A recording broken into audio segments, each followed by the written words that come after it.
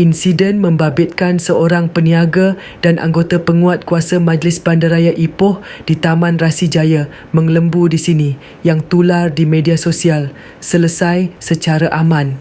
Mengutip laporan Sinar Harian, perkara itu diselesaikan dalam suasana harmoni hasil pertemuan diatur Adun Jelapang, Chiah Poh Hian dan Ahli Parlimen Ipoh Timur, Howard Lee Chuan Hao di Pejabat Bahagian Penguat Kuasa MBI pada Khamis. Pengarah Penguatkuasaan dan Keselamatan MBI, Ahmad Zayadi Sudin menjelaskan, pertemuan diadakan bertujuan mencari titik penyelesaian agar krisis tidak berpanjangan dan disalah tafsir sebagai isu perkauman. Ini sebenarnya isu perundangan dan apabila melibatkan sentuhan terhadap anggota beruniform, prosesnya panjang.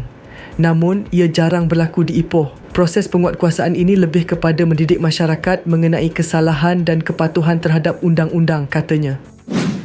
Menurutnya, dalam proses menguatkuasakan undang-undang, tidak dinafikan berlaku cabaran termasuk provokasi daripada sesetengah pihak.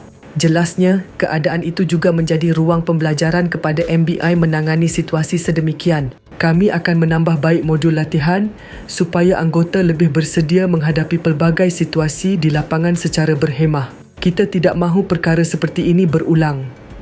Ini bukan isu besar, kita hanya cari titik pertemuan untuk diselesaikan secara baik. Malah, kedua-dua pihak juga bersetuju menarik balik laporan polis dan tidak akan memanjangkan kes ini, katanya.